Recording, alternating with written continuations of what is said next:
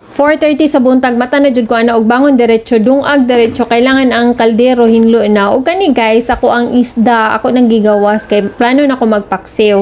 Tapos inom sa tag tubig bago ta maglihok-lihok tanan. Og nag-decide pud ko nga magtalong na pud mi karon kay nag-request ako ang anak nga magtalong daw siya og ganahan siya talong. Kay naa daw plus points ug gulay ang dalaon. So si Kuya Ram gusto niya paliya. May na lang sayo kay ni mata si Papa Dudut guys, kay nami plano lakaw na pud karong buntaga. Tapos nagbatil na kog itlog, kaning itlog para ni sa palaya og sa talong amo ang lutoon. So kaning palaya siya ang naghiwaan ni si Papa. Kay, ay, nako, naa siya preference sa paghiwa para dili daw kay pait. So, ako, nag-andam na lang pud kog mga lamas, itlog. So, gitakag na ako ng paliya, guys. Ingani ko magluto day og itlog nga with paliya. Dili na ako na siya ukay-ukayon. Ako lang na siya takluban og baliktaron. So, pag mabaliktad na siya, mura na pud na siya kanang gitorta. So, kaning talong, guys, agaso lang ni ani nagasugba. Gibutangan og kanang bakal, good nga murag kanang patunganan og kaldero. Then pagkahuman, pagluto-luto na siya, mailhan man nimo kay humok. So panita na po dayon na. Then pagkahuman, magprepare na ta og pang torta.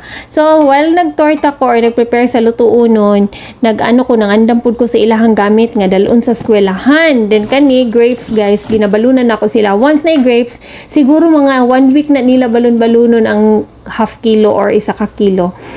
Ang talong luto na siya. Tapos nag-init ko og init tubig kay magkape si Papa Dudot. Ang paksiw din nato guys na cancel. Tapos may akong juice, kailangan ko mag-juice para makainom sila sayo. Sayo sa buntag guys, mao jud ni dapat mauna sa ilahang tiyan ang juice nga naay prutas o gulay. Tapos naghukay na ko og pamahaw nila si Ate Pia sayo kayo himala. Grabe ka himala, sayo kay siya ning mata. Then pagkahuman gihukaran na pud nako ilahang pangbaon para mabugnaw pagsulod sa Tupperware. So andam na ang kape ni Papa Dudot kay sayo pud kay na siya mukaon, makigdungan na siya sa mga bata. Then giayusan ako hair si Ate Pia kay na siya gusto nga hairstyle. Kani nga hairstyle niya mao jud niya ang regular nga hairstyle kay pag matulog sila udto dili matanggal-tanggal. So anyway, pag matulog siya mohigda, pagka bangon niya mao lang gihapon niya ang buhok. So iyan lang suklay-suklayon sa iyang kamot. So mo ni ang kape, ako magtsaa ako karon kay medyo lami itsaa, then lami daw ako ang luto, charot-charot. So lahi-lahi lang baon, ang isa paliyang with egg, ang isa kay talong with egg. So si Ate Pia kay since sayo man siya tanaw-tanaw sa siya TV, then ang lakaw na mi guys, ako ang nag-drive sa amo ang sakyanan kay diretso siya diri sa auto pit kay amo siyang ipa-service. O ganahan pud mi diri kay very convenient lang jud. Unya nagdala pa jud kog baon aning baby Zam kay wala pa siya kapamahaw. So diri lang nako siya gihungit-hungitan. Napo sila free coffee while waiting. Na sila TV, dako ilang area nga pwede ni mo hulat-hulatan while nagpa-service ka. So si Papa Dudut kape-kape siya.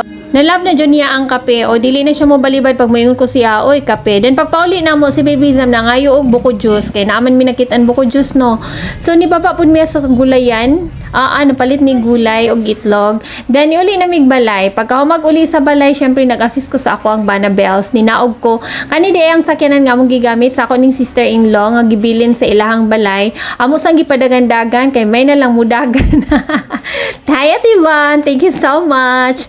So anyway guys, nibalik na mi gawas kay palit mi og kanang battery sa kani nga sakyanan kay medyo dili na mo gana ang battery. So dira lang sa Hardware Max mi nakapalit. Barato lang man siya 79 pesos. So si Baby Zam hastang grabe jud kasipat og kakiat. Unya magmangki-mangki jud na siya kasagaran pag inignaog namo og good mood na siya, magpamangki-mangki na siya. Then mo na siya wala sa siya cellphone ani nga time. Tapos guys, ang kaning paksiw nga isda nadayon na jud. Kaganina buntag wala na dayon pero karong hapon madayon na jud ni kay mao ni akong ipapanihapon sa ila sa mga bata. So magluto ko daan bago na mo sila sunduon kay para makakaon na dayon sila inig sakay sa sakyanan.